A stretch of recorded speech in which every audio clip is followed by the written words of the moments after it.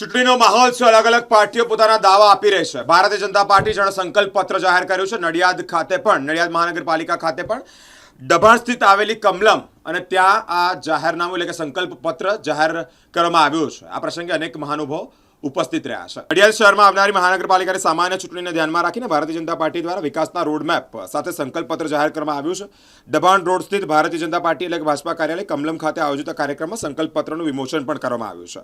આ પ્રસંગે કેબિનેટ મંત્રી અને ખેડા જિલ્લાના પ્રભારી રમણભાઈ સોલંકી, નડિયાદના ધારાસભ્ય પંકજભાઈ દેસાઈ તેમજ ખેડા જિલ્લા ભાજપા અધ્યક્ષ નૈનાબેન પટેલ પણ ઉપસ્થિત રહ્યા છે. જિલ્લા સંગઠનના નેતાઓ અને કાર્યકર્તાઓની હાજરીમાં પક્ષમાં આગામી લક્ષ્યાંકો અને શહેરના વિકાસ માટેની યોજના જનતા સમક્ષ રજૂ કરવામાં આવી છે. ભાજપ દ્વારા જાહેર કરાયેલા સંકલ્પ પત્રમાં નડિયાદ શહેરના સર્વાંગી વિકાસ, આધુનિક આંતરમાળખાકીય સુવિધા, જન સુખાકારી કેન્દ્રને ધ્યાનમાં રાખીને વિવિધ વચનો પણ આપવામાં આવ્યા છે.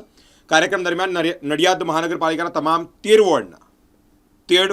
વોર્ડ પરના ઉમેદવારો પણ હાજર રહ્યા છે. સંકલ્પ પત્રના વિમોચન સાથે જ ભાજપે ચૂંટણી પ્રચારની વધુ ગતિ આપવા માટે પોતાના એજન્ડાને જન સુધી પહોંચાડવાની શરૂઆત કરી છે. આ અવસરે જિલ્લા ભાજપા પ્રમુખ નૈનાબેન પટેલ, ધારાસભ્ય પંકજભાઈ દેસાઈ સંકલ્પ પત્રના મુદ્દાને વિશેષ રીતે રજૂ કરી રહ્યા છે. ઉમેદવારોને પણ ચૂંટણીલક્ષી માર્ગદર્શન પૂરું પાડ્યું છે.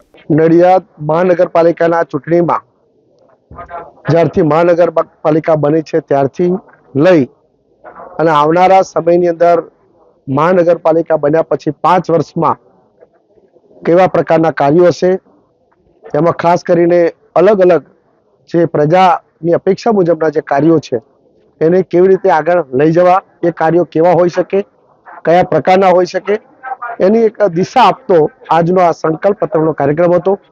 વિશેષ કરીને નડિયાદ મહાનગરપાલિકાએ જે ખૂબ વિકાસના કામો કર્યા છે એ જનમાનસ સુધી પહોંચે અને આગામી સમયની અંદર જે મહાનગરપાલિકા જે કામોને અગ્રિમતા આપીને કરવા માંગે છે એની પણ દિશા મળે, એના માટેનો આ વિશેષ કાર્યક્રમ હતો. અને આજના ઘોષણાપત્રની અંદર વિશેષ કરીને જે નડિયાદ મહાનગરપાલિકા બન્યા પછી જે વિકાસના કામોને અગ્રિમતા આપી અને વિકાસના કામોના આધાર ઉપર જન સમર્થન મેળવી અને ચોક્કસ જીત મેળવશે એવા વિશેષ કાર્યક્રમમાં આજે ઉપસ્થિત રહેવાનો અવસર મળ્યો છે.